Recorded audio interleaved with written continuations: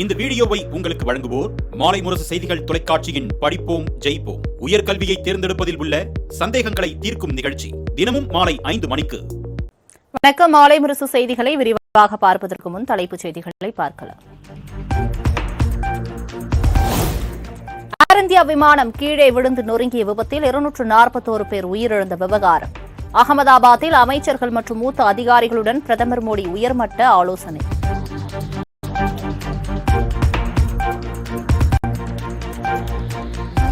குஜராத் மாநிலம் அகமதாபாத்தில் விமான விபத்து ஏற்பட்ட இடத்தில் பிரதமர் மோடி நேரில் ஆய்வு. விபத்தில் காயமடைந்து மருத்துவமனையில் சிகிச்சை பெற்று வருபவர்களையும் நேரில் சந்தித்து ஆறுதல்.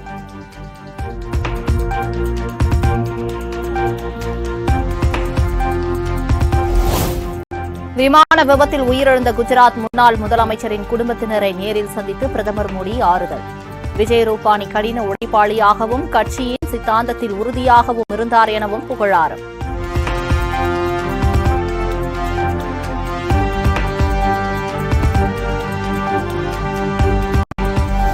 அகமதாபாத்தில் 241 பேர் உயிரிழந்த விமான விபத்தில் சதி திட்டத்திற்கான முகாந்திரம் இல்லை.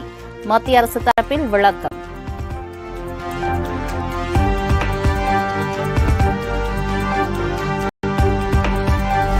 விமானம் விபத்துக்குள்ளான செய்தி கேட்டதும் அதிர்ச்சியில் உறைந்து போனேன். ஆண்டவன் அருளால் நான் உயிர் தப்பியதாக விபத்துக்குள்ளான விமானத்தை தவறவிட்ட பூமி சவுகான் பேட்டி.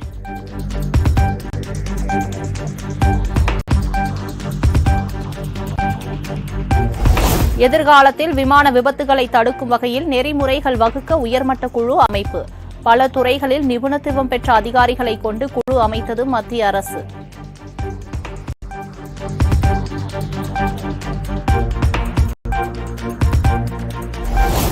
போயிங் ட்ரீம்லைனர் 787 8 ரக விமானங்களை ஆய்வுக்கு உட்படுத்த மத்திய அரசு முடிவு.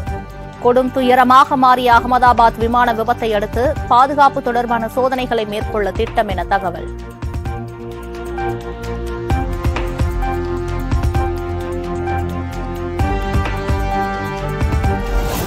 அகமதாபாத் விமான விபத்தில் 3 குழந்தைகள் உட்பட ஒரே குடும்பத்தை சேர்ந்த 5 பேர் உயிரிழப்பு.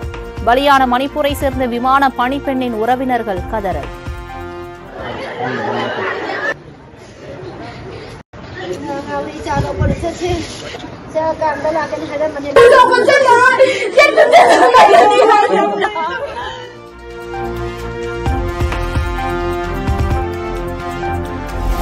அகமதாபாத்தில் விபத்தில் சிக்கிய ஏர் இந்தியா விமானத்தின் கேமராவில் பதிவான வீடியோக்கள் ரெக்கார்ட். விமானத்தில் டிவிஆரில் பதிவான அனைத்தும் ரெக்கார்ட் செய்யப்பட்ட நிலையில் நடந்தது என்ன என்பது குறித்து விரைவில் தெரிய வரும் என தகவல்.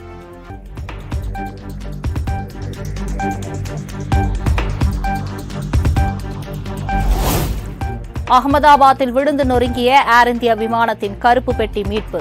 கருப்பு பெட்டியில் பதிவான தகவல்கள் அடிப்படையில் விபத்துக்கான காரணம் கண்டறியப்படும் என தகவல்.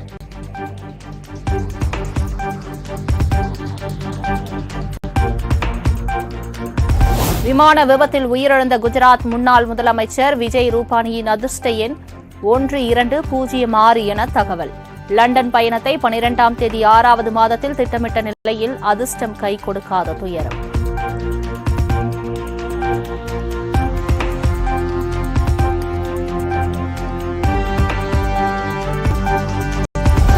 பல நூற்றாண்டுகளாக போராடி வெளிக்கொணர்ந்த வரலாற்றை ஒவ்வொரு நாளும் அழிக்க முயல்கிறது பாஜக அரசு. தமிழ் பாரம்பரியத்தின் உண்மை குறித்த சாட்சிகள் கிடைக்கும் போதெல்லாம் மத்திய அரசு பின் வாங்குவதாக முதலமைச்சர் மு க ஸ்டாலின் குற்றச்சாட்டு.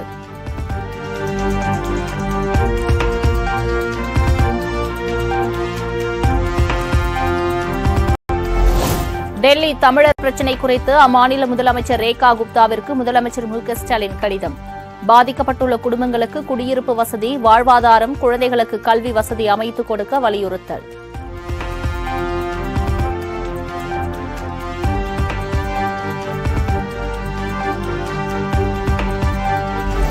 கடனை வலுக்கட்டாயமாக வசூலித்தால் 5 ஆண்டு சிறை தண்டனை மற்றும் 5 லட்சம் ரூபாய் அபராதம்.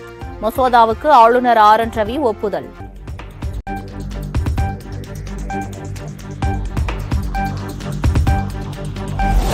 மருத்துவ கழிவுகளை பொது இடங்களில் கொட்டினால் குண்டர் சட்டத்தில் கைது. சட்ட மசோதாவுக்கு ஒப்புதல் அளித்தார் ஆளுநர் RN ரவி.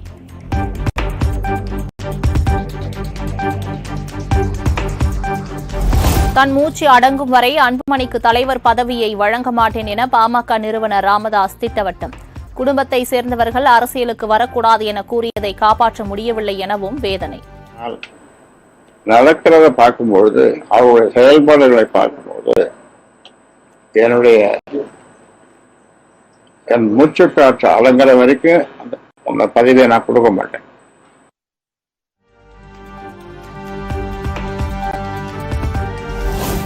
அன்புமணியை பார்த்தாலே ரத்த அழுத்தம் அதிகரித்து மன உளைச்சல் உண்டாகிறது. தூக்க மாத்திரை போட்டும் தூக்கம் வராத அளவுக்கு பாடாய்படுத்துவதாகவும் ராமதாஸ் ஆதங்கம். இப்படிப்பட்ட வேதனை, தூக்கம் வரமாட்டேங்குது. தூக்கம் மாத்திரை போட்டாங்களோ தூக்கம் வரமாட்டேங்குது. ஏன்னா அவரை நினைக்கும் போதெல்லாம் இது வரை ஏற்படுகிறது.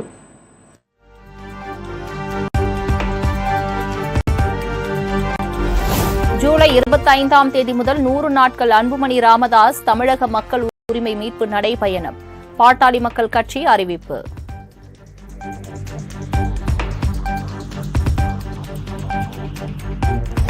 தாய் தந்தையை மதிக்க வேண்டும் என கூறினால் கோபம் வருவதாக அன்புமணியை சாடிய ராமதாஸ், கட்சியின் மூத்த நிர்வாகிகள் அறிவுறுத்தியதின் பேரில் அன்புமணியை அமைச்சராக்கியதாகவும் பேட்டி.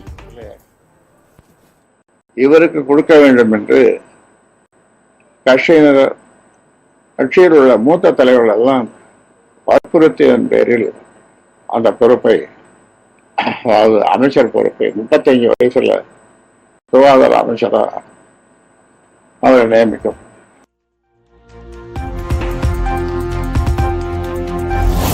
மீத்தேன் ஹைட்ரோ கார்பன் திட்டங்களுக்கு அனுமதி அளித்து டெல்டா மாவட்டங்களை பாலைவனமாக்க முயற்சித்தவர் முதலமைச்சர் மு.க.ஸ்டாலின். மக்கள் விரோத திமுக ஆட்சியை வீட்டுக்கு அனுப்பும்போது மக்களின் எதிர்ப்பு என்ன என்பது தெரியும் எனவும் எடப்பாடி பழனிசாமி அறிக்கை.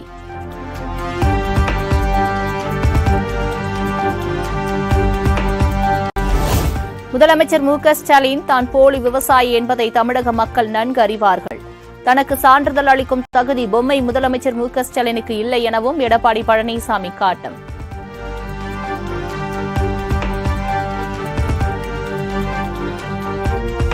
விவசாயிகளுக்கு பச்சை துரோகம் செய்துவிட்டு எடப்பாடி பழனிசாமி பகல் வேஷம் போடுகிறார்.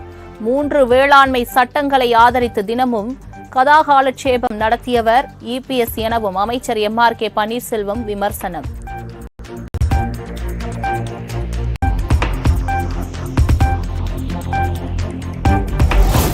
தன்னை இளைய காமராஜர் என யாரும் அழைக்க வேண்டாம். கல்வி விருது விழாவில் தமிழக வெற்றிக் கழக தலைவர் விஜய் அறிவுறுத்தல். 26 பற்றியோ இந்த காமராஜர், இளைய காமராஜர் அப்படிலாம் எதுவும் சொல்லாதீங்க.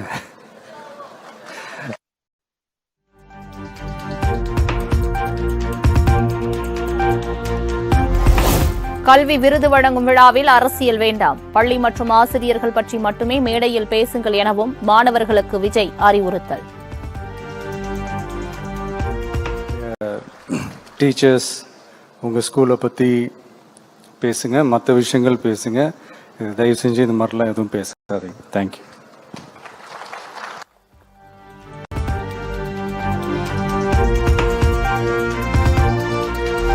சென்னை பனையூர் அலுவலகத்தில் தாவைக்கா தலைவர் விஜயுடன் பரந்தூர் போராட்டக் குழுவினர் சந்திப்பு. 9 கோரிக்கைகளை வலியுறுத்தி தமிழ்நாடு மேல்நிலை உயர்நிலை பட்டதாரி ஆசிரியர்கள் கழகத்தினர் மனு.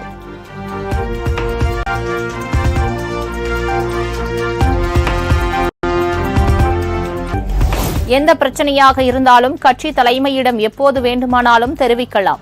2026 சட்டமன்ற தேர்தலில் வெற்றி பெற அனைவரும் ஒற்றுமையுடன் உழைக்க வேண்டும் என முதலமைச்சர் மு.க.ஸ்டாலின் அறிவுரை.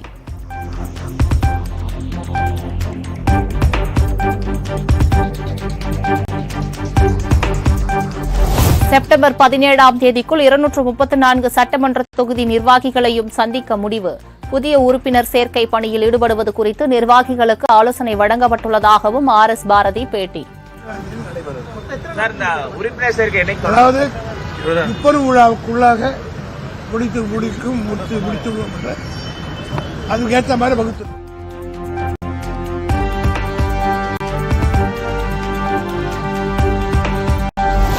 ஜூன் 15 மற்றும் 16 ஆகிய 2 நாட்கள் தஞ்சாவூர் மாவட்டத்தில் முதலமைச்சர் மு.க.ஸ்டாலின் கள ஆய்வு. வரும் 15ஆம் தேதி விவசாய பாசனத்திற்காக கல்லணையிலிருந்து தண்ணீரை திறந்து வைக்கிறார்.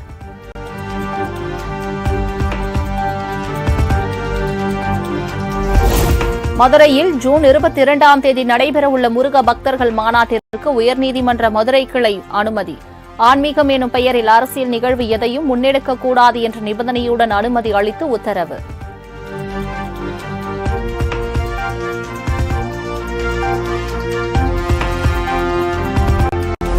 சென்னை ராமாபுரத்தில் மெட்ரோ பணியின் போது தூண் சரிந்து விழுந்த விபத்தில் ஒருவர் உயிரிழந்த விவகாரம்.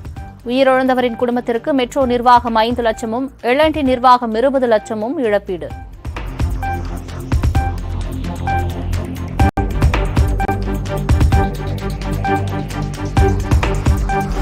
டாஸ்மாக் முறைகேடு விவகாரத்தில் எதன் அடிப்படையில் திரைப்பட தயாரிப்பாளர் ஆகாஷ் பாஸ்கரனை விசாரிக்க முடிவெடுக்கப்பட்டது. அமலாக்கத்துறை பதில் அளிக்க சென்னை உயர்நீதிமன்றம் உத்தரவு.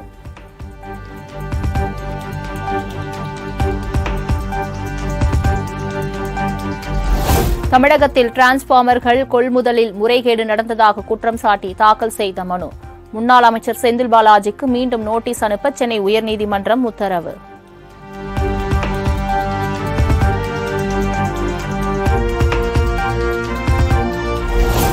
முண்டாசு கட்டி வயலில் இறங்கி விதை விதைத்து குறுவை சாகுபடியை தொடங்கி வைத்த நாகை மாவட்ட ஆட்சியர். குறுவை சாகுபடிக்கு தேவையான விதைகள் மற்றும் உரம் போதுமான அளவு இருப்பதாகவும் பேட்டி. அளவுக்கு தூர்வாரப்பட்டுள்ளதனால் கடைசி பகுதி வரைக்கும் இந்த மேட்டூரில் இருந்து துறக்கப்பட்டுள்ள தண்ணி போய் செய்வதற்கு வாய்ப்புண்டு. அதனால் நம்ம நிர்ணயிக்கப்பட்டுள்ள இலக்கோடையும் அதிகமான அளவுக்கு நம்மளால் இந்த குறுவையில் பெரிய அளவுக்கு ஒரு சாகுபடி ஒரு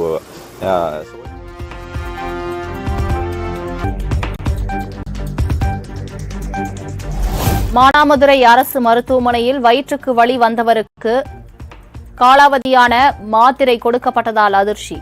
மாத்திரை வழங்கிய ஊழியர்களிடம் நோயாளி கடும் வாக்குவாதத்தில் ஈடுபட்டதால் பரபரப்பு.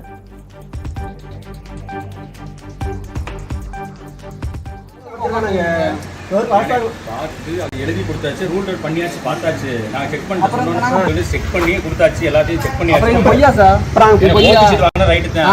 அப்புறம் ஓபி சீட் இங்க வந்து மாத்திரை நான் வெளியே போய் வாங்குவேன். ஓபி சீட் வாங்கிட்டா மாத்திரை இல்ல சார். டாக்டர் பேசுங்கனே. மாத்திரையே கொடுத்தீங்க அவங்க. அப்ப டாக்டர் கூப்பிடுங்க.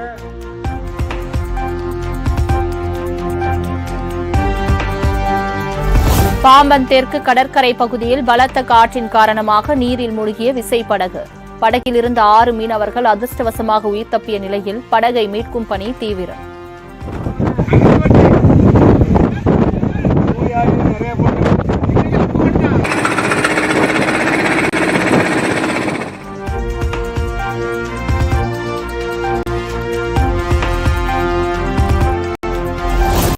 நீலகிரி மாவட்டத்திற்கு நாளை முதல் 2 நாட்கள் அதி கனமழைக்கான ரெட் அலர்ட். தென்காசி, கன்னியாகுமரி உள்ளிட்ட 5 மாவட்டங்களுக்கு மிக கனமழை பெய்யும் என சென்னை வானிலை ஆய்வு மையம் தகவல்.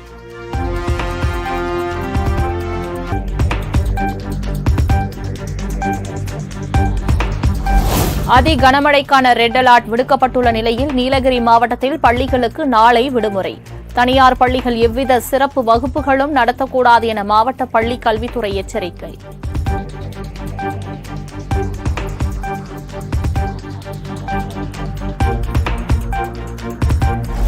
தெலுங்கானாவில் மழை வெள்ளத்தால் பாதிக்கப்பட்டவர்களை சந்திக்க சென்ற எம்எல்ஏவை வெளுத்தெடுக்க மக்கள்.